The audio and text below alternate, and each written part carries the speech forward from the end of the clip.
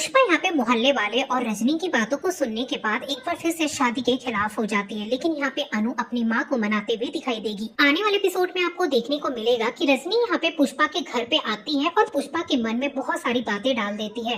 पुष्पा के मन में पहले से ये बातें चली रही होती, तो जो भी रजनी कहती है वो सारी बातें उसे सही लगने लगती है और लगता है कि मैं बहुत गलत फैसला करती हूँ अनु की शादी उस आर्या के साथ सेट करके।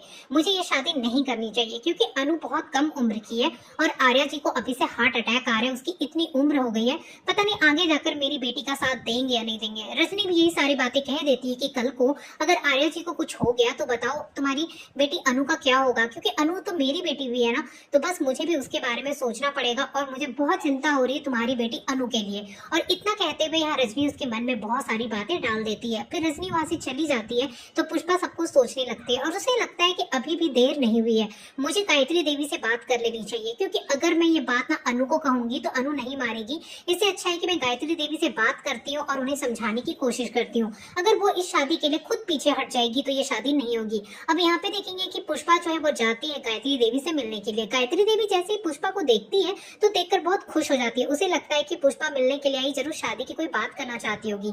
लेकिन यहाँ पे पुष्पा जिस तरीके से घबराई हुई दिख रही होती है, इसे देखकर गायत्री देवी को भी शक हो जाता है कि जरूर कोई बात है, क्योंकि हॉस्पिटल में भी पुष्पा ठीक से बात नहीं कर रही थी और वो अजीब तरीके का बिहेव भी कर रही थी। गायत्री देवी यहाँ पे पुष्पा को बिठाती है और बैठकर बातें करने लगती है। तो उसके मन में जो बात होती है, पुष्पा कह देती है कि मुझे ना आपसे जरूरी बात करनी है। तो गायत्री देवी को शक होता है तो कहती है कि हाँ मैं समझ गई, आपको क्या बात करनी है, आप चाहते हैं कि अनु और आर्या की शादी रोक दी जाए। तो पुष्पा कहती है कि हाँ मैं यही बात कहना चाहती हूँ, मैं ऐसा बिल्कुल नहीं करना चाहती थी। मुझे ये कहते हुए बहुत ज्यादा बुरा लग रहा है क्योंकि आर्या जी जैसा लड़का तो मेरी अनु को नहीं मिलेगा।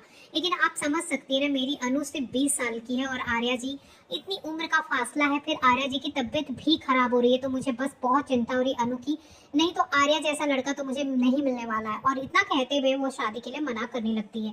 गायत्री देवी को बहुत ज्यादा बुरा लगता है, लेकिन उसके पास कुछ भी कहने के लिए नहीं होता है। तो वो कहती कि ठीक है, आपकी जैसी मर्जी, हम लोग वही करेंगे।